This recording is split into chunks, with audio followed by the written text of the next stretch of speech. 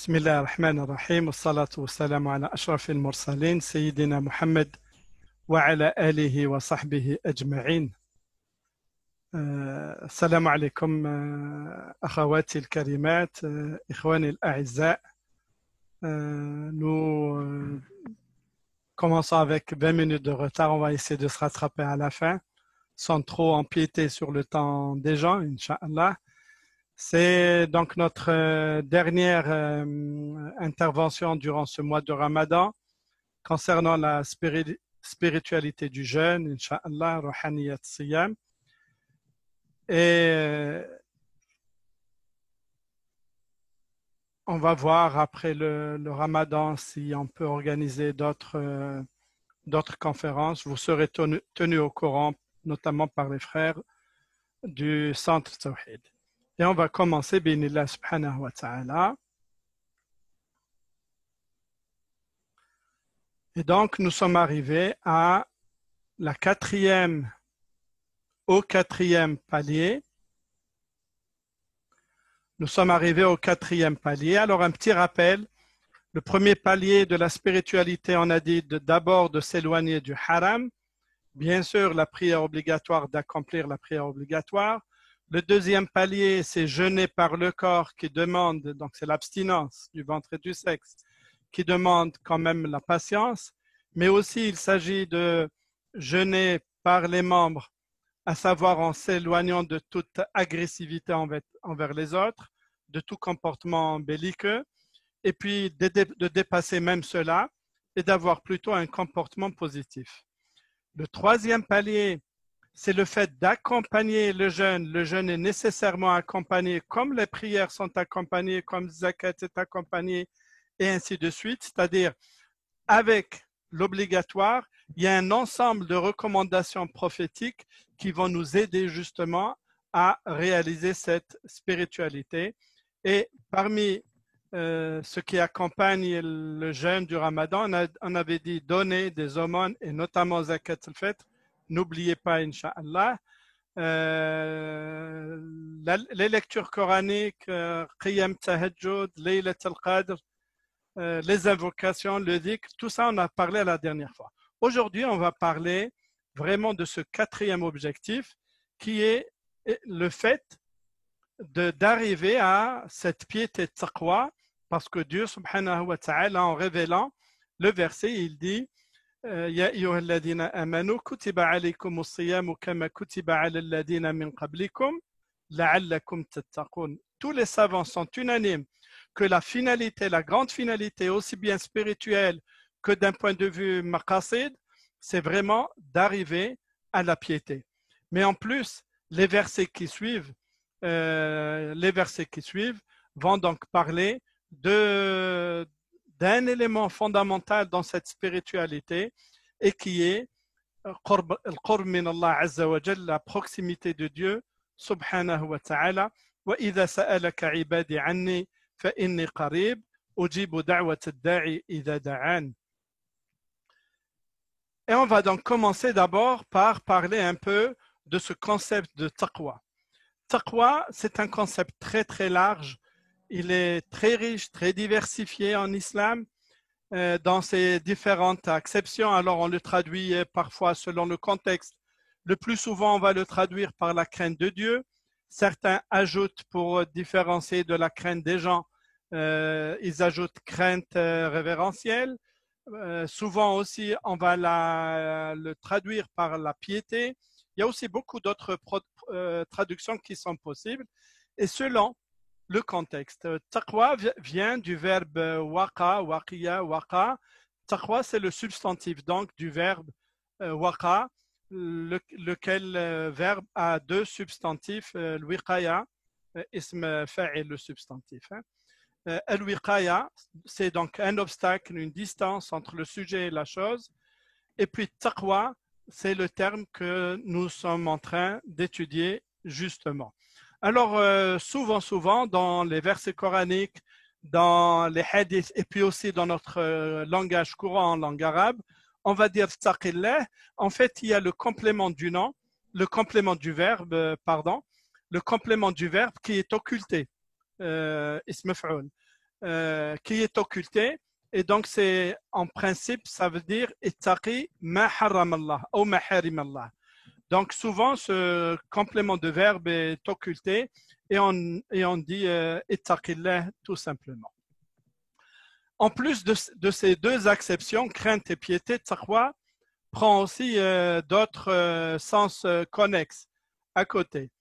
Il s'agit de magnifier les prescriptions de Dieu, ta'zim hurumatillahi azza wa jal. Le hurumat, c'est déjà un terme lui-même qui mérite aussi d'être explicité un peu plus. C'est-à-dire, il s'agit de leur donner leur véritable importance et de ne pas les considérer comme insignifiants. Ça veut dire aussi se tenir sur ses gardes, se surveiller, le muraqaba, afin de ne pas tomber dans les interdits ou de négliger les prescriptions de Dieu, subhanahu wa ta'ala. Ça veut dire aussi la sincérité avec Dieu et ainsi de suite. Vous voyez, il y a beaucoup de sens connexes qui sont reliés à ce terme très très riche et fondamental dans l'islam. Il y a beaucoup de citations qui ont été dites par les grands savants, par les compagnons, par le prophète alayhi salatu salam, on le verra, par les compagnons, par des savants. Et puis là, je vous apporte juste deux citations concernant ce terme, ce qui est dit de la part de l'imam Ali radiallahu anhu. التقوى هي الخوف من الجليل والعمل بالتنزيل والقناعة بالقليل والاستعداد ليوم الرحيل. C'est donc le fait de craindre le majestueux, d'appliquer la révélation, de se suffire du peu et de se préparer pour le jour du départ. Vous voyez qu'en fait, il ne donne pas des définitions, mais il donne les fonctions que doivent avoir, les conséquences que doit avoir ce terme-là, ce concept, lorsqu'il est appliqué par le musulman. Et aussi, Ibn Mas'ud, radiallahu anhu, il dit التقوى أن يطاع الله عز وجل أن يطاع فلا يعصى ويذكر فلا ينسى وأن يشكر فلا يكفر. C'est donc le fait qu'il soit obéi et non désobéi, qu'il soit évoqué et non oublié, qu'il soit remercié, reconnu et non dénié. Seulement, il y a un problème avec ce concept-là, un problème actuel, beaucoup plus qu'avant. Actuel, c'est-à-dire au sens où les musulmans sont dans un état culturellement infériorisé par l'Occident. Et puis voilà, en subissant l'assaut de la culture occidentale, le mot taqwa, si on le traduit par craindre, avoir peur, ou même convoiter quelque chose, ça les dérange. Et ils disent non, nous, on n'a pas à craindre Dieu, non, on va plutôt adorer Dieu, pas par crainte, ni par même convoitise de ce qu'il a, c'est-à-dire le paradis ou même de peur de l'enfer. Non, mais nous, on va en fait adorer Dieu, pas par le fait de le craindre. En fait, il faut absolument corriger cette conception-là, cette mauvaise conception, parce qu'elle est à côté de la plaque complètement. Parce que même dans la vie humaine, que l'on soit croyant ou pas, eh bien, il y a toujours la crainte du gendarme et du bâton qui est là. C'est la crainte du gendarme et du bâton, de l'amende, de la prison, qui dissuade le plus grand nombre de personnes à transgresser la loi ou les règles communes. C'est la peur de l'amende qui pousse beaucoup d'automobilistes très vertueux, très intègres, très sérieux, mais qui parfois seraient tentés de brûler un feu rouge, d'aller dans un sens interdit, etc. Donc, même dans la vie humaine, on ne peut pas se passer de la crainte ou de la convoitise. Et la convoitise des rétributions, eh bien, sans cette convoitise des rétributions, c'est-à-dire si on ne convoite pas quelque chose de plus haut, eh bien, les efforts de l'être humain seraient très faibles, tout simplement. Eh bien, c'est parce que les gens veulent arriver à un certain niveau de richesse, eh bien, qu'ils y tendent leurs efforts, vers un certain niveau de connaissance, qu'ils y tendent leurs efforts, et ainsi de suite. Et ainsi de suite. Ainsi, la convoitise, elle est aussi importante que la peur, ou encore plus. Et tout ceci est dans la logique humaine. Il n'y a aucune dévalorisation à avoir peur de Dieu. Oui, j'ai peur de Dieu, j'ai peur qu'il m'amène à l'enfer, comme j'ai peur pour vous aussi, bien entendu. Et comme je demande à Dieu de me donner demeure, de me donner demeure au paradis. Essia, la femme du pharaon, dans ce mini verset qui résume énormément de choses. Elle dit Rabbi ibni li indaka baytan fil jannah. Oh mon Dieu, construis-moi, édifie-moi auprès de toi une demeure au paradis. Regardez, l'ordre des choses n'est pas anodin. Elle fait précéder Rabbi ibni li indaka baytan. Elle fait précéder, comme on dit dans le langage courant, تصبق الجار على الدار. Ça vient exactement de ce verset coranique, c'est-à-dire elle choisit d'abord la proximité de Dieu, Rabbi bnili indaka. Ensuite, fil jannah, baytan fil jannah. Et donc oui, nous sommes en droit de demander cela, et cela ne doit dévaloriser aucunement notre foi en Dieu, subhanahu wa ta'ala. Tout simplement parce que le Coran n'a pas été révélé pour les anges, la charia a été révélée pour les musulmans, pas pour les kuffars. C'est-à-dire que parmi les musulmans, il va y avoir des voleurs, il va y avoir des assassins, il va y avoir ceux qui trompent, ceux qui trichent. Donc c'est pour ça que la charia a été révélée, bien sûr, c'est pour eux. Et donc il ne faut pas penser, je suis musulman, je suis parfait. Ça n'existe pas du tout. Et donc, comme on avait dit aussi auparavant, qu'Allah Azza wa Jalla a fait, et l'enseignement prophétique en fait que la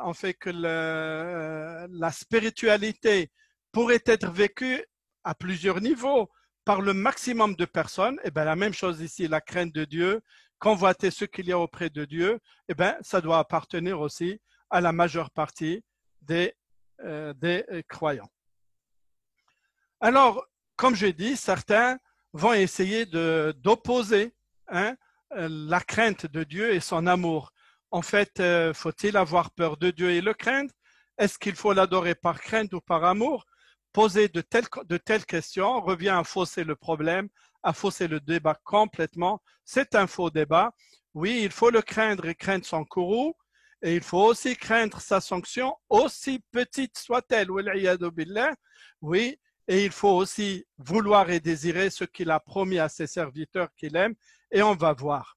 Et cela à travers le fait de l'aimer, à travers le fait d'être pudique devant lui, parce que le mot taqwa, la crainte, eh bien, ça veut dire être pudique devant Dieu subhanahu wa ta'ala. Ça veut dire l'aimer subhanahu wa ta'ala. Avant cela, on va encore insister sur cette volonté de ne pas dissocier taqwa, la crainte de Dieu, et l'amour de Dieu, subhanahu wa ta'ala, notamment. Regardez dans ces versets, Allah Azza wa Jal, lorsqu'il parle du prophète Zacharie et de sa progéniture, il dit إنهم كانوا يسارعون في الخيرات ويدعوننا رغبا ورهبا. Et ils nous invoquaient par amour et par crainte. Dans le deuxième verset, ولا تفسدوا في الأرض بعد إصلاحها وادعوه خوفا وطمعا. Et ne se met pas la corruption sur terre après qu'elle en a été assainie, et invoquez-le avec crainte et espoir. Et donc, il ne s'agit pas du tout de négliger. Ce sont des versets, on ne peut pas les rejeter comme ça, parce que ça ne plaît pas à la mentalité occidentale, ça ne plaît pas à certains férus d'occidentalisation. Non, les versets sont là, mais il faut les comprendre. Et il ne faut pas prendre un seul verset, il faut prendre l'ensemble des versets qui entourent ces éléments-là afin de comprendre. Ça, c'est la démarche dans l'islam. On ne prend pas un seul verset, on ne prend pas un seul hadith et ensuite dire, voilà, on en tire telle ou telle chose. Ça, c'est une démarche faussée. On prend la globalité des versets sur le même thème, la globalité des hadiths sur le même thème. À partir de cela seulement, on va dire, voilà comment plutôt comprendre. Et donc, pour certains qui disent non, là, on ne doit pas, on ne peut pas adorer Dieu par crainte, c'est comme si les gens qui craignent Dieu, c'est des gens de bas niveau, de bas niveau pour le commun des gens, et que eux veulent se placer au niveau de l'élite, entre guillemets. Ça n'existe pas, cette élite-là. auprès de Dieu subhanahu wa ta'ala. Et puis beaucoup apportent cette parole de Rabi' al-Adawiya rahimahullah et puis il la déforme de son contexte, il la déforme en disant, en lui attribuant cette parole, Allahumma inni la a'buduka khawfan min narik wa la tama'an fi jannatik walakinni a'buduka li'annaka ahlun lil'ibada. Seigneur, je ne t'adore pas par crainte de ton feu ni par convoitise de ton jardin, mais par amour de toi. Mais il faut bien comprendre cela. Si elle l'a dit, il faut bien comprendre cela. Encore, il y a encore plus grave. Il y a une autre phrase là qui a circulé ces derniers jours auprès de certains frères et sœurs sur leur page Facebook. Et ils attribuent cette parole à Al-Adawiya. Ils disent, un jour, la grande sainte Rabi' al-Adawiya a été vue marchant dans les rues de Basra, portant une torche allumée et un seau d'eau. Et on lui demanda, où vas-tu, ô servant d'Allah? Elle leur dit, je vais brûler le paradis et éteindre le feu de l'enfer, afin que personne n'adore plus Allah par désir de son paradis, ni crainte de son enfer, mais parce qu'il est digne d'adoration. Il faut d'abord voir, est-ce que c'est vraiment, est-ce qu'elle l'a dit ou pas. Moi, je doute fortement qu'elle l'ait dit. Elle ne dirait pas une bêtise pareille. C'est une bêtise pareille, parce qu'en fait, Dieu a créé le paradis et l'enfer, et une personne peut s'imaginer qu'elle va éteindre l'enfer, même symboliquement. Je parle bien sûr symboliquement, physiquement, elle ne pourra jamais le faire, mais symboliquement, elle veut éteindre la crainte de Dieu et l'amour de son paradis avec ce qu'elle a. Mais personne ne peut avoir cette petite pensée. D'ailleurs, ce sont ces deux citations de Rabi' al-Adawiya qui sont utilisées pour dévoyer tout simplement la spiritualité, comme on en a parlé la première fois, la première fois, lorsqu'on avait dit, faites attention, il y en a certains qui veulent dévoyer la spiritualité, parce que l'objectif de ça, c'est quoi l'objectif? De dire on ne craint pas Dieu, on ne convoite pas son paradis, mais c'est parce qu'on l'aime. En général, d'ailleurs, le frère qu'il avait mis sur sa page Facebook, ceux qui l'ont appuyé, du moins apparemment, ils étaient loin de l'application de l'islam, tout simplement. C'est en fait un objectif de s'éloigner plutôt des prescriptions de Dieu, de ne pas appliquer la prière, ni la zakat, ni le hijab, ni la salat, et ainsi de suite. Et donc, c'est la grande erreur que d'opposer taqwa, c'est-à-dire sa crainte, et son amour, subhanahu wa ta'ala. On va le voir dans les pages qui suivent justement. Alors, il faut tout simplement savoir qu'entre le Jannah et le Nar, il n'y a pas une zone tampon. Soit le Jannah, soit le Nar, à tel point que Allah Azza wa Jal, il dit, Man yusraf anhu yawma idin ay adhabullah faqad rahimah wa dhalika al-fawz al-mubin. Et celui qui en a été préservé, c'est-à-dire de la punition de Dieu, celui-là aura bénéficié de sa miséricorde. Et dans un autre verset aussi, فمن زحزح عن النار وأدخل الجنة فقد فاز. Quiconque est éloigné du feu et introduit au paradis aura certes réussi. Il n'y a pas de position entre les deux, ne nous trompons pas. Et moi, je vous dis franchement, je ne voudrais pas, même pour une seconde, pour 2 secondes, tester ni le courroux de Dieu subhanahu wa ta'ala et encore moins adhab al-nar wal iyadu billah. Je n'aimerais pas du tout. Inch'Allah, antum kadhalika. Et ce mois-ci, c'est vraiment le mois où le prophète alayhi salatu salam, avec la journée de Ashura, c'est le mois durant lequel, comme nous le rapporte Ummuna Aisha radiyallahu anha, c'est le mois durant lequel Allah Azza wa Jal sauve du feu de l'enfer le maximum de personnes. Allahumma a'tiq riqabana minan nar. Allahumma a'tiq riqabana wa riqaba abaina minan nar bi rahmatika al-wasi'a. Alors, il y a donc nécessité de replacer ce concept de taqwa et la crainte et de son courroux dans le contexte général. La crainte, elle est normale et elle est nécessaire. Elle est suffisante pour beaucoup de personnes, ne nous trompons pas. Il y a des personnes qui veulent le strict minimum, tout simplement. Il y a un bédouin qui est arrivé au prophète alayhi salatu salam et lui a posé la question c'est quoi l'islam? Il lui dit c'est le fait de faire shahada, d'appliquer, de faire les 5 prières quotidiennes. Et lui dit, à part ça, il y a encore autre chose d'obligatoire. Et lui, il dit non, sauf si tu veux ajouter de ta part. Et zakat. Zakat, oui, tu dois donner 2,5% de la zakat sur tes biens une fois l'année. Et il lui dit, est-ce qu'il y a encore en plus de cela quelque chose sur mes biens? Il lui dit non, sauf si tu veux donner. Et ainsi de suite pour le jeûne, ainsi de suite pour le hajj.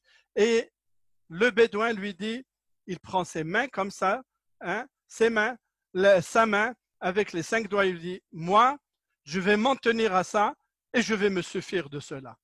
Et le prophète, alayhi salatu salam, de dire aux compagnons présents, il sera parmi les gens du paradis s'il est sincère avec ce qu'il a déclaré. Oui, c'est nécessaire, la crainte, la convoitise de Dieu, de ce qui est auprès de Dieu, subhanahu wa ta'ala, elle est nécessaire, mais pour d'autres, il y a aussi autre chose. C'est qui ces autres ça? Eh bien, c'est les arifin, Inch'Allah, vous êtes parmi ceux-là. C'est pour ça que vous voulez apprendre, que vous êtes venu apprendre, que moi je suis en train d'apprendre aussi un peu, beaucoup plus que vous ne le faites. Donc, l'arifin, Inch'Allah, Rabbi ja'alna min arifin. Pour cela, il y a aussi, en plus de la taqwa, de la crainte, il y a autre chose. Il y a l'amour de Dieu, subhanahu wa ta'ala, et il y a la pudeur de lui, subhanahu wa ta'ala. Et il n'y a pas que le paradis en lui-même qui doit être convoité, il y a aussi autre chose qui est important, à savoir, nous voulons tous arriver à l'agrément de Dieu, subhanahu wa ta'ala, rida. Et puis, si Dieu aussi nous donne, bi'inihi subhanahu wa ta'ala, s'il nous donne cette possibilité de le voir, de le contempler, ya dhal jalali wal ikram.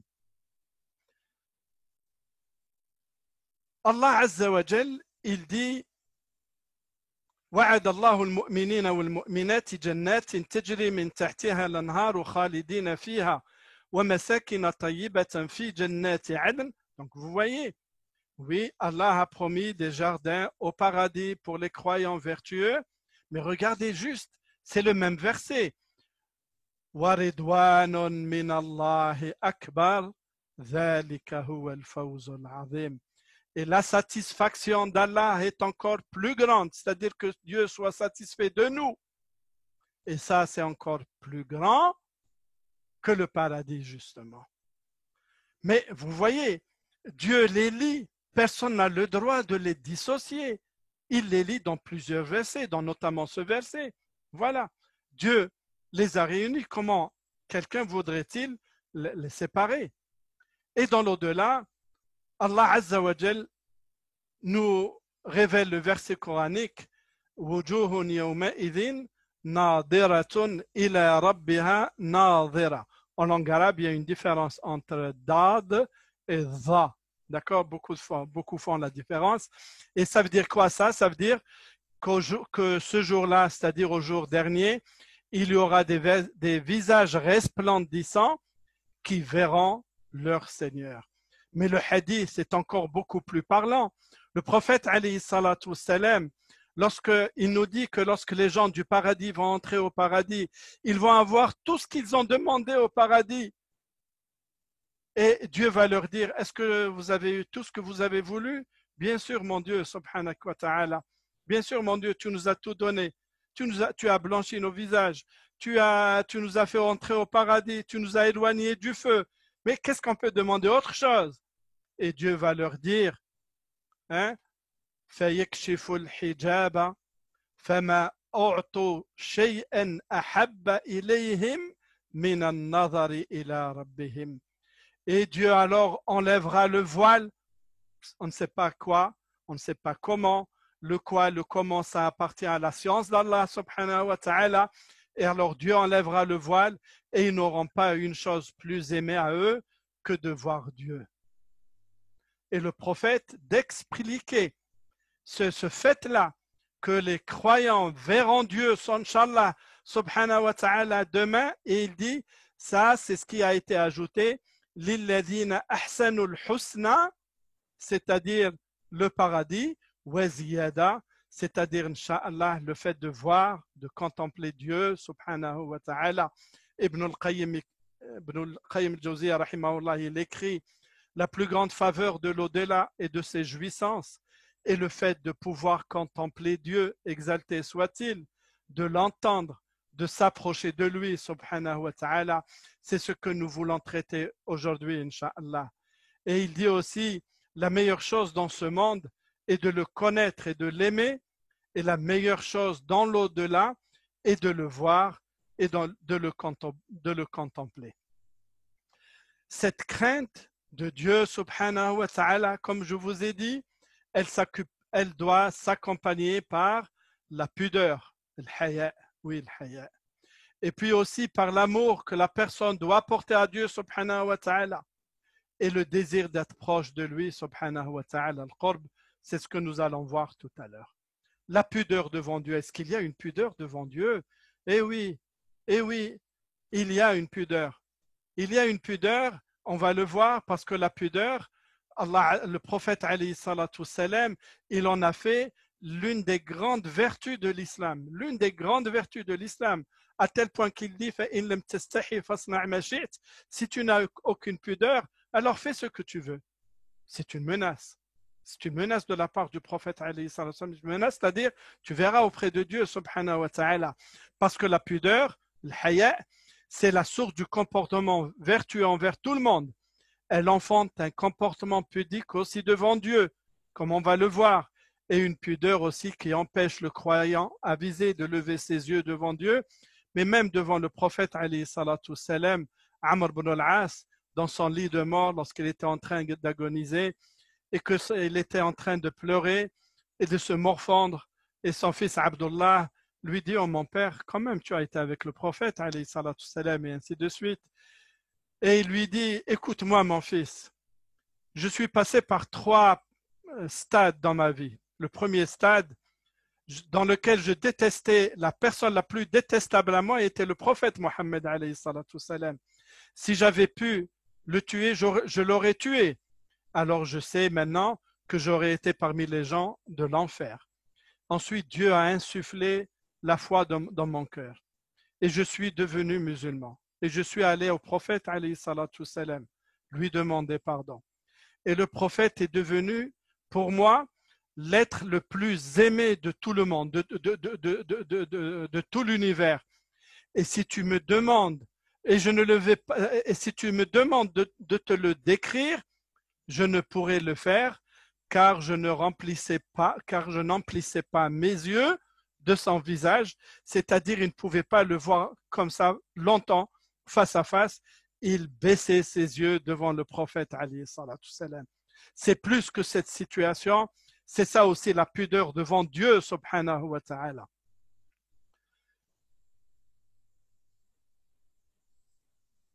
Ce sont des citations que je vous ai apportées. On va lire une ou deux tout simplement, le temps va nous manquer. Le prophète alayhi salatu salam, il dit il ne peut résulter de la pudeur que du bien. Et puis on va passer du fait d'être pudique devant Dieu. Oui, il faut être pudique devant Dieu, c'est-à-dire ne pas approcher ses interdits, ses limites. Et oui, celui qui est vraiment, qui dit aimer Dieu, qui dit craindre Dieu, il est en plus pudique devant lui, subhanahu wa ta'ala, parce qu'il sait que Dieu vous observe en permanence. Inna Allaha kana alaykum raqiba. Ne sait-il pas que Dieu voit tout? Alam ya'lam bi anna Allaha yara. Et le prophète alayhi salatu salam précise cette vertu que nous devons avoir envers les gens, être pudiques envers eux, mais aussi envers Dieu subhanahu wa ta'ala, c'est le fait de ne pas approcher ces interdits parce que oui, par pudicité tout simplement. Je serai pudique devant Dieu d'enfreindre ses prescriptions. Le prophète alayhi salatu dit, soyez pudiques devant Dieu comme il le faut. Istahyu min Allahi kama yanbaghi. Et les compagnons lui dirent, ô messager de Dieu, mais nous sommes pudiques, louange à Dieu. Il leur dit alors, ce n'est pas de cela que je parle. Celui qui est pudique devant Dieu comme il se doit, qu'il préserve sa tête et ce qu'il y a, c'est-à-dire qu'il ne pense pas du mal, qu'il protège le ventre et ce qu'il contient, c'est-à-dire qu'il ne mange pas du haram, qu'il réfléchisse à la mort et du dépérissement qui l'accompagne, et celui qui veut l'akhira, l'au-delà, qu'il délaisse les apparats de ce monde. Celui qui fait tout cela, c'est ça le fait d'être pudique devant Dieu, ben c'est ça taqwa finalement. C'est ça taqwa finalement. C'est le fait de s'éloigner de mauvaises pensées. C'est le fait de s'éloigner de tout illicite. C'est le fait de réfléchir à la mort et de la rencontre avec Dieu subhanahu wa ta'ala. Ben c'est ça d'être pudique devant Dieu subhanahu wa ta'ala. À tel point que Hassan al-Basri il dit dans sa célèbre citation, il dit j'ai su que ma subsistance ne me sera point volée par un autre, mon cœur s'est alors apaisé. J'ai su que mes œuvres ne seront point accomplies par un autre que moi, je m'en suis alors occupé. J'ai su que Dieu me regardait, j'ai eu alors la pudeur qu'il ne me voit point, lui, désobéir. C'est ça, taqwa. C'est ça, taqwa. C'est l'autre facette du taqwa, justement. Et j'ai su que la mort m'attendait. Je me suis alors occupé de préparer le viatique, c'est-à-dire les provisions, afin de rencontrer le Seigneur de l'univers. Et il y a une troisième pudeur devant Dieu, subhanahu wa ta'ala, c'est qu'en fait, si quelqu'un essaye de voir, de comptabiliser un peu les bienfaits, les grâces de Dieu, subhanahu wa ta'ala, eh bien, on sera pudique de ne pas le remercier, on sera pudique de ce que nous avons fait. Qu'est-ce que nous faisons? Quelques minutes de prière, qu'est-ce que nous faisons? Quelques heures de jeûne, qu'est-ce que nous donnons? 2,5% de nos biens pour zakat, hein? Tout ça, alors que Dieu nous a donné 2,5%, allez, il nous a donné 97,5%, 97,5%. Allez, nous mangeons tous les jours, tous les soirs, et ainsi de suite. Sur 24 heures, la prière, combien qu'elle nous prend de temps? Elle nous prend 1 heure, mais même pas 1 heure, elle nous prend une demi-heure. Allons-y, une demi-heure. Qu'est-ce que c'est une demi-heure de prière devant 24 heures de ce que Dieu nous a donné? Il nous a donné l'intelligence, il nous a donné lui, il nous a donné la vue, il nous a donné le hidayah, il nous a donné le tawfiq, il nous a donné kull hadi al-khayrat. Fil haqiqa, devant ce que Dieu nous a donné et devant ce que nous on fait, alors pour ceux qui font, devant nous ce que nous faisons à Dieu, subhanahu wa ta'ala, en fait, on ne le fait pas pour Dieu. Dieu n'a pas besoin de nous, de nos actions. C'est nous qui en avons besoin. Mais globalement, couramment dit, nous, ce que nous faisons comme acte cultuel pour nous rapprocher de Dieu, wallahi, c'est minime. Minime par rapport à l'immensité des dons de Dieu, subhanahu wa ta'ala. Et c'est pour cela que oui, c'est ça l'autre niveau du taqwa, c'est cette pudeur devant Dieu, subhanahu wa ta'ala. L'autre facette de la taqwa, oui, avec la taqwa, avec la crainte de Dieu, nous aimons Dieu, subhanahu wa ta'ala. Nous aimons Dieu, subhanahu wa ta'ala. Mais attention, il y a une différence entre dire nous aimons Dieu et être aimé par Dieu, subhanahu wa ta'ala. Parce que beaucoup de gens prétendent aimer Dieu, allèguent qu'ils aiment Dieu, subhanahu wa ta'ala. Est-ce que c'est vraiment partagé par Dieu, subhanahu wa ta'ala? Parce que toute la question, c'est pas le fait de dire j'aime Dieu, c'est le fait de vivre l'amour de Dieu afin de mériter ne serait-ce qu'un peu de l'amour de Dieu qui nous aime lui, subhanahu wa ta'ala. Parce que ici, pour différencier, comme il le fait Ibn al-Qayyim, entre les prétendants à l'amour de Dieu, في مدارج سالكين في منزلة الحب, il va différencier. Il dit que, en fait, la citation, je crois, elle est là.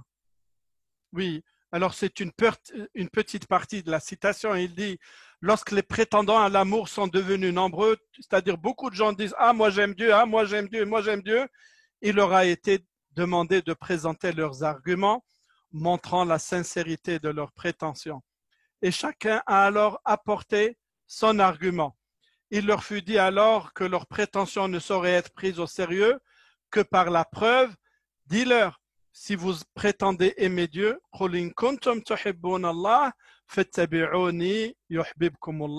c'est-à-dire, votre preuve, est-ce que vous avez suivi le prophète alayhi salatu salam? Ben, c'est ça, la première preuve à apporter. Il y a encore d'autres preuves, comme il le fait Ibn al-Qayyim. Et donc, la première règle importante pour qui dit aimer Dieu et désirer être aimé par Dieu, subhanahu wa ta'ala, eh bien, il doit se conformer aux prescriptions de Dieu, subhanahu wa ta'ala. Il doit le préférer à ses propres désirs, à sa propre volonté. Ben, c'est cette règle-là qui va permettre de confondre le vrai du faux. Aimer Dieu, c'est aimer ce qu'il aime, aimer ce qui rapproche de son amour, aimer ceux qu'il aime pour arriver à l'étape suprême, être aimé par Dieu, subhanahu wa ta'ala. Ben, c'est ça le secret de l'invocation prophétique. Allahumma inni as'aluka hubbak wa hubba man yuhibbuk wal amal alladhi yuballighuni hubbak. Allahumma ij'al hubbaka ahabba ilayya min nafsi wa ahli wa min al-ma'i al-barid. Ô Seigneur, je te demande ton amour, l'amour de ceux qui t'aiment, l'amour de ceux qui me fait arriver à ton amour.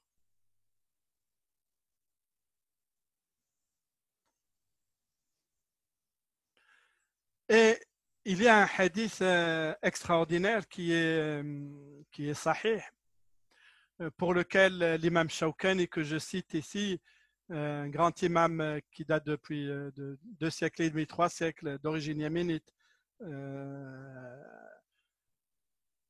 il a fait tout un livre sur ce hadith. Le hadith, on l'appelle hadith al-wali.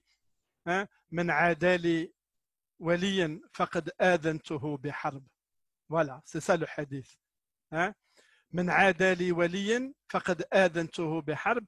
Il a fait tout un livre sur ce hadith-là. Il explique, il va au fond des choses, il va dans plein de spiritualité. Rahimahullah, l'imam Shawkani. Alors le hadith, lui, il nous importe beaucoup pour nous aussi. Donc Dieu dit subhanahu wa ta'ala dans le hadith Qudusi, je proclamerai la guerre à celui qui me prend comme ennemi, qui prend comme ennemi l'un de mes wali. Le wali, c'est le saint, c'est le rapproché de Dieu subhanahu wa ta'ala, celui que Dieu aime subhanahu wa ta'ala. Il dit, et il n'est point de meilleure chose par laquelle mon serviteur se rapprochera de moi que par ce dont je l'ai obligé. C'est un hadith que nous avons cité déjà auparavant. Et ensuite, regardez, donc par ce dont je l'ai obligé, donc il faut faire accomplir les obligations. Et puis aussi, on ne peut pas s'approcher sans les nawafil, sans les surérogatoires. Et puis Dieu dit, et lorsque je l'aimerai, je serai son ouïe par laquelle il entendra, sa vue par laquelle il verra, sa main par laquelle il appréhendra, ses pieds par lesquels il se déplacera. Et s'il me sollicite, c'est-à-dire s'il m'invoque pour quelque chose, je le lui accorderai. Et s'il me demande protection, certes, je le protégerai. Il y a encore un petit bout de hadith que je n'ai pas cité ici. L'imam Shawkani, il dit, parmi les manifestations de l'amour de Dieu à son serviteur, c'est d'exaucer ses demandes et de le faire aboutir à la connaissance de ce qu'il ne savait pas auparavant. Inch'Allah, Hadil Jalasset, c'est aussi l'un des objectifs que nous voulons de la part de Dieu, subhanahu wa ta'ala, et Dieu lui donnera une âme transparente, une foi forte, une vision bien profonde et une pureté du cœur, Inch'Allah. Ibn al-Qayyim, il a une trentaine de pages sur l'amour de Dieu. Je vous ai pris juste quelques citations. Il dit l'amour donc de Dieu est la nourriture des cœurs, c'est le repas des âmes, c'est le souffle de la vie, et celui qui en est privé peut être compté parmi les morts, c'est la lumière, et celui qui la perd est alors dans l'océan des obscurités, c'est le remède, et celui qui ne l'a pas voit son cœur attaqué par toutes les maladies, c'est la jouissance, et celui qui n'a pu l'avoir verra toute sa vie entière pleine de soucis, de tristesse et de soucis. Et il dit, sache que ce qui fait amener les cœurs vers Dieu sont 3 éléments. L'amour, la crainte, le khawf, et l'espoir, raja. Le plus fort de ces 3 moteurs est l'amour, car l'amour est visé pour lui-même. Il est demandé dans ce monde et dans l'autre, alors que la crainte disparaît dans l'au-delà. La khawfun alayhim wa la hum yahzanun. C'est pour cela que Dieu dit, en vérité, les bien-aimés de Dieu seront à l'abri de toute crainte et tristesse. C'est un verset qui revient sous plusieurs formes.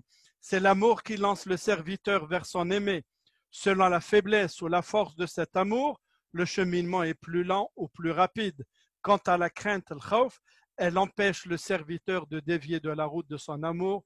Vous voyez comment les grands savants, les grands mystiques, eh bien, ils ne dissocient jamais la crainte de Dieu de la pudicité, de la pudeur que l'on doit avoir envers Dieu et de son amour subhanahu wa ta'ala.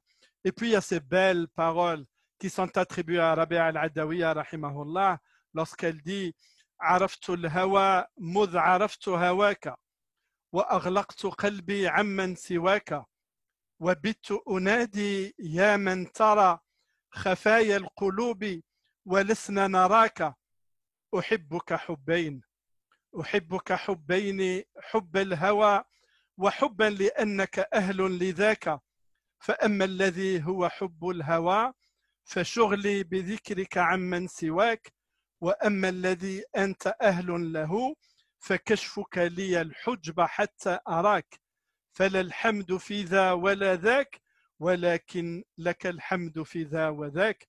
Elle dit donc, je n'ai connu la passion qu'avec la tienne, mon Dieu, et depuis j'ai fermé mon cœur à tout autre. J'ai passé mes nuits en t'appelant, toi qui vois, au sein de la nuit, au plus profond de la nuit, les secrets des cœurs, alors que nous ne te voyons pas. Je t'aime de deux amours, mon Dieu.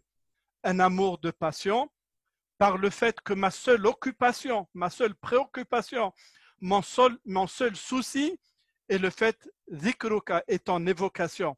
Et un autre amour, celui qui ne sied qu'à toi, subhanak, celui par lequel tu enlèves le voile et que je puisse te voir. Aucune louange, aucune louange pour celui-ci ou pour celui-là, pour moi, c'est-à-dire, je ne mérite aucune louange pour tout ce que je fais comme effort. Mais la véritable louange, c'est pour toi, mon Dieu, subhanahu wa ta'ala, mais toute louange te revient pour celui-ci et celui-là. Troisième étape fondamentale, à savoir, et qui est concomitante avec taqwa, et c'est l'une des facettes avec le taqwa, et bien c'est le fait tout simplement de désirer la proximité de Dieu subhanahu wa ta'ala. وَإِذَا سَأَلَكَ عِبَادِي عَنِّي فَإِنِّي قَرِيبٌ أُجِيبُ دَعْوَةَ الدَّاعِ إِذَا دَعَانِ فَلْيَسْتَجِيبُوا لِي وَلْيُؤْمِنُوا بِي لَعَلَّهُمْ يَرْشُدُونَ. Et si mes serviteurs t'interrogent sur moi, je suis proche. Je réponds à l'appel de celui qui me sollicite quand il me demande. Qu'ils répondent à mon appel, qu'ils aient foi en moi, afin qu'ils soient guidés vers la voie du salut. Et voilà, je suis proche. C'est des versets c'est un verset qui est en plein milieu des versets du jeûne du mois du Ramadan. C'est pour donner toute l'ampleur de la spiritualité à avoir durant ce mois du Ramadan, justement. Et il vient en conclusion de ces versets, de ces versets-là. Dieu, il est proche et il exauce les invocations de ses serviteurs. En fait, il y a aussi un autre verset. وَنَحْنُ أَقْرَبُ إِلَيْهِ مِنْ حَبْلِ الْوَرِيدِ, c'est-à-dire à l'être humain, nous sommes encore plus proches que l'artère jugulaire. Alors ici, le qurb, il a deux sens. Il a le premier sens qui est le fait, oui, أقرب من حبل الوريد, c'est la puissance de Dieu. C'est sa grande puissance, subhanahu wa ta'ala, et sa connaissance de l'intime de ce qu'il y a au plus intime de nous-mêmes. Ça, c'est le premier. Mais aussi le deuxième, c'est cette proximité qui est donnée, Inch'Allah, demain, à nous tous, bénillah subhanahu wa ta'ala, à ceux qui l'aiment et ceux qui font tout pour y arriver, Inch'Allah. Et c'est pour ça que Allah Azza wa Jal va préciser cela dans un autre verset en disant implorez donc le pardon de Dieu, repentez-vous à lui, mon Seigneur est bien proche, et il répond toujours aux demandes. Inna Rabbi qaribun mujib. Et il dit was-sabiqun as-sabiqun, et les devanciers qui seront eux les premiers à être auprès de Dieu, les plus rapprochés. C'est quoi sabiqun? Ben, sabiqun, je ne sais pas si je l'ai marqué ou pas, je ne sais plus. Voilà, ça ne fait rien, même si je l'ai marqué, on va pas. Eh bien, sabiqun, regardez, on va y venir, mais ça ne fait rien si on anticipe, par exemple Moussa alayhi salam, lorsque Dieu lui ordonne de venir avec 70 personnes de son peuple, de ceux qui ont cru avec lui, pour aller vers la montagne sacrée. Et Moussa alayhi salam prend son frère, prend 70 personnes et il va aller. Mais les gens, ceux qui le suivent, ben, ils marchent tout doucement, ils marchent lentement, ils font des haltes, ils s'arrêtent un peu pour se reposer. Et lui, non, il veut rencontrer Dieu, subhanahu wa ta'ala. Il les devance, et il les devance. Et il va au-devant, il leur dit, arrivez après moi. Et Allah Azza wa Jal va lui dire, وَمَا أَعْجَلَكَ يَا مُوسَى عَنْ قَوْمِكَ يَا مُوسَى قال ربي عجلت إليك لترضى. C'est ça, sabr. Oh mon Dieu. Donc Dieu dit, mais qu'est-ce qui te fait venir en toute hâte au rendez-vous fixé et en laissant derrière toi ton peuple? Il lui dit, oh mon Dieu, j'ai eu hâte de te voir, de t'entendre. Et eux, ils ont pris leur temps. Moi, je n'ai pas ce temps-là. J'ai cette hâte pour t'entendre à nouveau, Inch'Allah subhanahu wa ta'ala. C'est ça, sabiqun, c'est-à-dire ceux qui font les efforts pour arriver à cette proximité de Dieu, subhanahu wa ta'ala. Et Dieu le précise dans ce hadith qudsi. Il dit, si le serviteur, s'il s'approche de moi de shibr comme ça, hein, cette distance-là, shibr, je m'approcherai de lui d'une coudée, zira', cette distance-là. Et s'il s'approche de moi d'une coudée, je m'approcherai de lui d'une toise, c'est-à-dire 4 fois. Et s'il vient à moi en marchant, je viendrai à lui en courant. وَإِنْ أَتَانِي يَمْشِي أَتَيْتُهُ هَرْوَلَةً. C'est ça notre Seigneur subhanahu wa ta'ala. C'est ça la grandeur de notre Seigneur subhanahu wa ta'ala. Alors on peut se demander comment arriver à cette proximité de Dieu subhanahu wa ta'ala. Il y a beaucoup, hein. J'ai mis un certain nombre de moyens, de voies pour y arriver. J'en ai mis 8, mais la liste n'est pas exhaustive. À travers la prière, à travers Qiyam al-Layl, dans la profondeur de la nuit, à travers Dua, à travers Zakat ou Sadaqat, à travers le fait d'aider ceux qui souffrent, ceux qui sont dans le besoin, à travers la bonne œuvre, l'accomplissement des obligations, etc. On va juste noter 2 ou 3 éléments de cela, pas tout. Dans la prière et la prosternation, le prophète alayhi salatu wassalam précise أقرب ما يكون العبد إلى الله وهو ساجد فأكثر الدعاء. C'est dans la prosternation de la prière, hein? C'est dans la prosternation où le serviteur est le plus proche de Dieu. Alors invoquez-le subhanahu wa ta'ala beaucoup dans cette position. Et l'imam Shawkani explique, parce que la prosternation, les non-musulmans sont tout ébahis comment on se prosterne. Parce que se prosterner, c'est un peu faire diminuer de son ego. C'est casser son ego. Oui, il faut casser son ego devant Dieu, subhanahu wa ta'ala. Il faut casser sa petite personne devant Dieu, subhanahu wa ta'ala. Effectivement, c'est ça la prosternation. Et l'imam Shawkani, il dit, c'est durant la prosternation que le croyant est plus proche de Dieu que durant les autres postures de la prière. Car plus le serviteur s'éloigne de sa petite personne et plus il se rapproche de son Seigneur. Et comment on se rapproche et comment on casse cette petite personne? C'est la prosternation. C'est la prosternation et l'invocation dua. Parce que comme on l'a dit la dernière fois, dua, il traduit le fait que je sens que j'ai besoin de Dieu à tout instant. J'ai besoin de Dieu en toutes choses. C'est ça, dua. C'est pour ça que je lui demande de me donner. Je lui demande de me donner, de me pardonner, et ainsi de suite. J'ai besoin de lui, subhanahu wa ta'ala.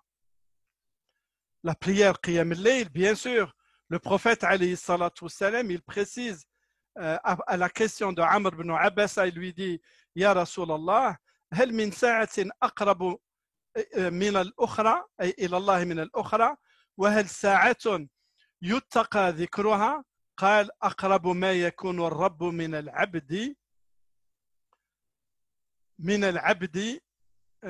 في جوف الليل الآخر فإن استطعت أن تكون ممن يذكر الله في تلك الساعة فكن fakun. Il dit donc, Dieu est plus proche de son serviteur durant la dernière partie de la nuit.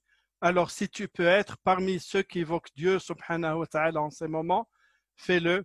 Je viens de recevoir un message. Est-ce que la vidéo est toujours présente et le son? Oui, oui, c'est toujours présent, chef. Ok. J'ai reçu un message, j'ai eu peur que... Allez, nous allons continuer encore une dizaine de minutes, Inch'Allah. Ah.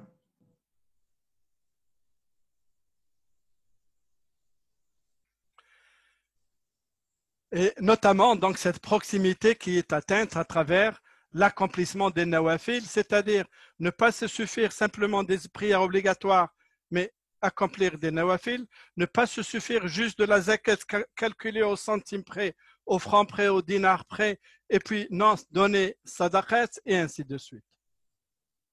Et puis bien sûr, ne pas jeûner seulement le mois du Ramadan. Si vous pouvez jeûner les 6 jours de Shawwal, c'est bien. Si vous pouvez jeûner un jour par mois, c'est bien, comme on l'a déjà présenté auparavant. Et le mois du Ramadan, c'est le mois durant lequel vraiment on se rapproche de Dieu subhanahu wa ta'ala, parce qu'il y a siyam, il y a le Coran, il y a dua, il y a zakat, il y a sadaqa, zakat al-fitr, il y a sadaqa, zakat et ainsi de suite. Et voilà donc le verset coranique et puis notre prophète alayhi salatu salam nous apprend aussi ce dua. C'est une partie que j'ai prise là. وأسألك لذة النظر إلى وجهك والشوق إلى لقائك في غير ضراء مضرة ولا فتنة مضلة. Seigneur, je te demande le bonheur de contempler ton visage. Je te demande la passion de ta rencontre, loin de tout mal ou trouble. Ya Rabbil Alamin, la tahrimna min kulli dhalik. Et puis à l'exemple des compagnons, l'un des musulmans est venu, des compagnons est venu et a posé la question au prophète, quand est-ce qu'elle aura lieu la dernière heure? Il lui dit, il ne va pas lui dire demain ou après-demain ou dans 100 ans ou dans 1500 ans. Il lui dit, mais qu'est-ce que tu as préparé pour elle? C'est ça la question. C'est pas quand est-ce qu'elle va venir. Et il lui dit, rien, à part que j'aime Dieu et son envoyé. Et le prophète de lui dire, tu seras avec ceux que tu as aimés. Et Anas, radiallahu anhu, qui nous rapporte le hadith, il dit, Wallahi, pour ma part, il dit, nous n'avons jamais été heureux après notre conversion à l'islam, comme nous le fûmes avec la parole prophétique, tu seras avec ceux que tu as aimés. Allahumma ishhad annana nuhibbuka wa nuhibbu rasulaka sallallahu alayhi wa sallam. Allahumma ishhad dhalika bi rahmatika al-wasi'a. Ibn al-Qayyim, il écrit la meilleure récompense dans l'au-delà auprès de Dieu est de le contempler, de l'écouter, de l'écouter, d'être tout près de lui, de son agrément, et non point, comme disent certains, que la félicité ne réside que dans la belle nourriture, les bonnes boissons, les beaux vêtements, les belles femmes du paradis, etc. Il dit, mais la plus grande félicité est la proximité de Dieu, subhanahu wa ta'ala, et qui est meilleur que tout ce que peut imaginer un être humain. C'est ce que nous retrouvons dans l'invocation prophétique que nous avons dit tout à l'heure. La passion de ta rencontre.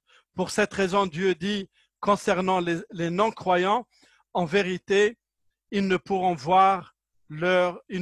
point voir leur Seigneur alors. Innahum an rabbihim la mahjubun. Voilà. Innahum an rabbihim la mahjubun. Et le fait de ne pouvoir le voir est la plus grande sanction qui tombe sur ses ennemis, et contempler son visage et être aussi proche, c'est la plus grande satisfaction dont peuvent se réjouir ses alliés, que Dieu, Inch'Allah, yaj'alna minhum. Et puis, 2 derniers mots, et puis 2 points encore ensuite, vous m'excusez. 2 derniers mots, je voudrais finaliser ces séances avec ces belles citations très très puissantes. قال أحد الأئمة لا تسأم من الوقوف على بابه أي باب المولى سبحانه وتعالى ولو طردت ولا تقطع الاعتذار ولو رددت فإن فتح الباب للمقبولين فادخل دخول المتطفلين ومد إليه يدك وقل له مسكين فتصدق عليه فإنما الصدقات للفقراء والمساكين. Il dit, ne te lasse pas de rester devant la porte de Dieu, même si tu en as été éloigné, c'est-à-dire même si tu n'as pas été au niveau de ceux qui vont rentrer. Reste auprès de Dieu, subhanahu wa ta'ala. إنه لا ييأس من روح الله إلا القوم الكافرون. Et il dit, et n'arrête pas de t'excuser, même si tu as été refusé, et si jamais la porte là du paradis, la porte de l'acceptation par Dieu, subhanahu wa ta'ala, s'ouvre devant ceux qui ont été agréés, alors entre comme si tu ne savais pas, fais comme si tu ne savais pas, ensuite tends-lui la main et dis, je suis un pauvre qui attend un geste de ta faveur, car les aumônes sont réservées aux pauvres et aux nécessiteux. Ya Rabbil Alamin, la tukhayyib dhannana, wa la taj'alna min al-ashqiya. La deuxième citation, elle est aussi très belle. Elle dit, Ya mujib as-sa'ilin, hamiltu dhanbi وسرت على الطريق إلى حماك ورحت أدق بابك مستجيرا ومعتذرا ومنتظرا رضاك دعوتك يا مفرج كل كرب ولست ترد مكروبا دعاك. Ô toi mon Dieu qui exauce ceux qui t'implorent, je suis venu portant mes péchés en cheminant sur la voie qui amène à ta protection. Je suis venu frapper à ta porte, mon Dieu, demandant asile, en m'excusant du peu que j'ai fait, si mal aussi, en m'excusant et en attendant ton agrément, je t'implore, toi qui soulages de toute épreuve, tu ne renvoies jamais, Inch'Allah, un éprouvé qui t'implore. نسألك اللهم سبحانك وتعالى ألا تردنا لا تردنا اللهم اجعلنا من المقبولين اللهم اجعلنا من المؤمنين من الصائمين تقبل منا صيامنا وقيامنا. Il y a deux éléments ou trois que je voudrais porter à votre connaissance. Vous savez une chose, ou globalement, voici lesquels. Concernant la prière de l'Aïd, c'est un frère qui me dit c'est bien de la mentionner pour les gens, surtout en ces temps de confinement. Vous pouvez l'accomplir chez vous dans la maison s'il n'y a pas possibilité de l'accomplir dans une mosquée. À l'origine, la prière de l'Aïd, elle ne se faisait pas dans les mosquées, elle se faisait dans un terrain vague là qui peut accueillir beaucoup de monde. Le prophète alayhi salatu salam ne l'a accompli dans la mosquée qu'une seule fois à cause de la pluie. Donc, s'il n'y a pas possibilité d'accomplir la prière dans la mosquée, vous pouvez, chaque chef de famille, au sein dans votre maison, vous pouvez accomplir la prière de l'Eid, mais sans khutbah. La khutbah n'est pas nécessaire du tout. Donc, c'est 2 raka'at. Vous lisez le Fatiha et des versets coraniques dans la première et dans la deuxième aussi, le Fatiha et des versets coraniques. Vous les lisez à voix entendue, à voix élevée pour que s'il y en a ceux qui sont avec vous, qu'ils puissent les entendre et vous suivre aussi dans la prière. Pour la première raka'at, vous dites 7 fois vous dites Allahu Akbar. Donc la première, c'est Takbiratul Ihram plus 6. Et dans la deuxième, lorsque vous vous levez, vous levez, vous dites Allahu Akbar, et ensuite vous dites 5 fois Allahu Akbar. Si jamais vous oubliez de dire les 7 fois, les 6 fois ou les 5 fois, ça ne fait rien, mais c'est bien de l'accomplir. Comme ça, vous aurez au moins accompli l'une des sunan mu'akkada, l'une des recommandations prophétiques de forte intensité du prophète alayhi salat wa salam. Ensuite, je voudrais d'abord vous remercier, vous, mes sœurs et mes frères qui êtes parmi nous, qui m'avez accompagné. C'est vous qui m'avez accompagné, c'est pas moi qui vous a accompagné. Vous avez été patients, merci beaucoup d'être là, d'avoir fait cet effort. Inch'Allah, vous n'avez pas été déçus de ce que vous avez appris. Et puis aussi, nous devons, en mon nom et en votre nom aussi, nous voulons remercier Tawhid, Shukran Tawhid, le centre Tawhid, pas les éditions Tawhid, c'est le centre Tawhid. C'est le centre Tawhid à Lyon et son équipe qui ne sont pas très visibles aujourd'hui. Juste, on a vu un peu le visage de Othman. Donc, Othman, Yassine, Mahmoud, Jamal et les autres, je vous remercie, nous vous remercions pour nous avoir donné cette opportunité de nous rencontrer autour de la parole de Dieu, subhanahu wa ta'ala. Voilà, merci beaucoup les frères de Tawhid, Inch'Allah. Et puis, il y a encore autre chose. Les frères de Tawhid vont prendre la parole, je pense, pendant 3 ou 4, 5 minutes pour vous parler, pour vous dire que si vous pouvez les aider, alors faites-le, Inch'Allah. Voilà, et je vous remercie. Barakallahu fik, Cheikh. C'est nous qui vous remercions pour le travail que vous fournissez, pour l'accompagnement que vous nous accordez auprès de vous, Inch'Allah. Allah vous récompense.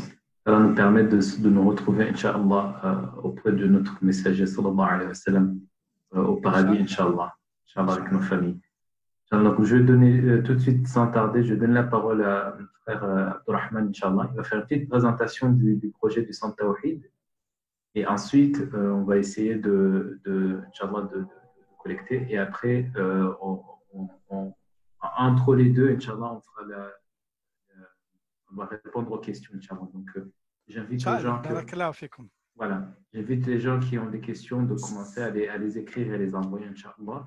Et Inch'Allah, je vais donner la parole à Abdurrahman, Inch'Allah. Bonjour Abdurrahman. Salam alaikum wa rahmatullah. Wa alaikum salam wa rahmatullah.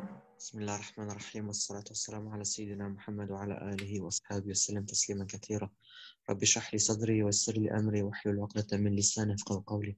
Alhamdulillah hamdan katsiran tayyiban mubarakan fi. Akhi Othman, est-ce que tu peux partager la présentation s'il te plaît parce que j'arrive pas à le faire moi. J'ai pas les droits. Moi, je vais le faire, Inch'Allah. J'ai préparé. Tac. Voilà, partager.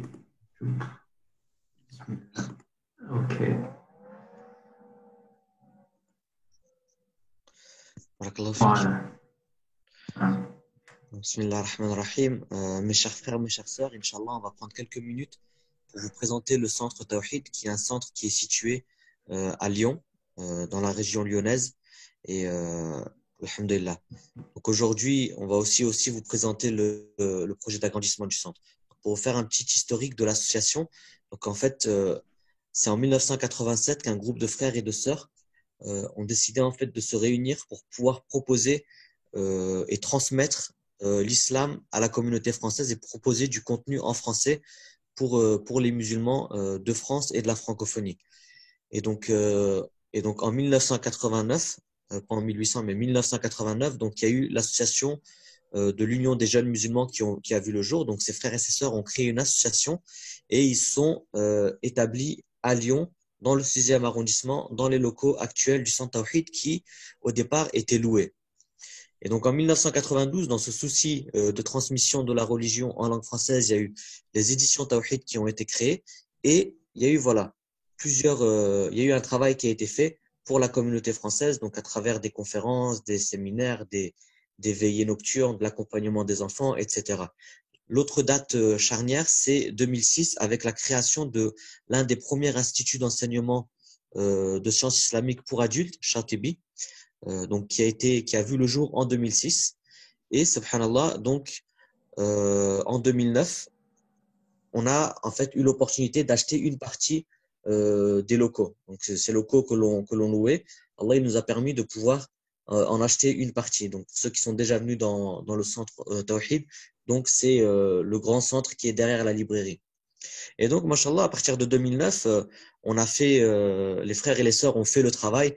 Donc, on a développé Chatibi, on a continué à proposer des activités pour la communauté musulmane et aussi pour les autres communautés, des moments de dialogue, etc. Et alhamdulillah, la dernière date clé, donc, c'est que 10 ans après, on est revenu vers vous pour vous présenter un projet d'agrandissement parce que voilà, alhamdulillah, les activités se sont tellement développées qu'au final, maintenant, ce centre est trop petit et a besoin de s'agrandir et d'être rénové. Et donc, pourquoi, en fait, il faut qu'on rénove le centre Tawhid? Il y a plusieurs raisons. La première raison, c'est que voilà, on est sur un outil de da'wah qui a plus de 30 ans, qui travaille et qui continuera, Inch'Allah, de travailler pour la communauté. La deuxième raison, c'est que voilà, au sein de l'Institut Chatibi, il y a eu plus de 3000 étudiants qui ont été formés en sciences religieuses, en Coran, en langue arabe. Et donc, 500 étudiants chaque année sont formés au centre Tawhid et il faut que ça puisse continuer. Donc, il y a des milliers de livres qui sont édités, qui ont été traduits par les éditions Tawhid. On a ouvert depuis 2015 une section pour les enfants. Donc, mashallah, il y a plus de 70 enfants, ados, enfants qui sont accompagnés durant l'année. Donc, il y a des dizaines de conférences grand public, des séminaires, il y a des veillées spirituelles, alhamdulillah, pour les frères, il y a des assises spirituelles pour les frères et les sœurs. Et ces locaux, ils sont à la disposition de tous. Donc, il y a des permanences avec Zakat France, etc. Donc, c'est un centre vraiment pour toute la communauté musulmane. Là, c'est une petite infographie pour vous montrer que, subhanallah, le centre, il est constamment en ébullition. Il y a toujours du mouvement. Une personne qui veut voir, alhamdulillah, le potentiel de ce centre, qui vienne passer un week-end au centre Tawhid. Donc, vous voyez, le vendredi soir, il y a des cours de sciences islamiques. Le samedi matin, il y a des halaqas pour les frères qui commencent après Sobh. On enchaîne avec des cours de Coran et de langue arabe, etc. le samedi toute la journée. Le soir, il y a des assises pour les sœurs. Et des fois, la nuit, il y a des veillées nocturnes où les frères, en fait, passent la nuit et jusqu'au prix et jusqu'au Fajr, en fait, restent ensemble et on coupe avec un petit déjeuner. Et on enchaîne avec des cours pour les adultes et, alhamdoulilah, l'après-midi, des cours pour les enfants et des séminaires, etc. On montre ça pour vous montrer que, subhanallah, c'est un centre où il y a vraiment tout le temps de l'activité et qu'Allah mette la baraka, qu'Allah accepte. Et il faut que, voilà, cette synergie, elle continue et elle pourra continuer, en fait, en agrandissant le centre, en nous permettant, en fait, d'augmenter la capacité d'accueil et surtout de pouvoir rester dans les locaux dans lesquels on est. Mais pour ça, il faut deux choses. Il faut pouvoir, alhamdulillah, acheter les différents espaces qui sont adjacents au centre pour nous agrandir sur la surface, mais aussi rénover et optimiser des locaux qui sont anciens, qui datent des années 60, 70 et qui, subhanallah, aujourd'hui ne sont plus adéquates pour accueillir du public. Donc récemment, cette semaine, on a eu des fortes pluies. Le centre était inondé parce que voilà, on a une toiture qui est très vieille et qui a besoin d'être rénovée. Donc la première phase de ce projet qui a vu le jour l'année dernière, ça a été d'acheter un local qui était adjacent pour une valeur de 400 000 euros. Alhamdulillah, avec votre aide, avec l'aide d'Allah subhanahu wa ta'ala, on a pu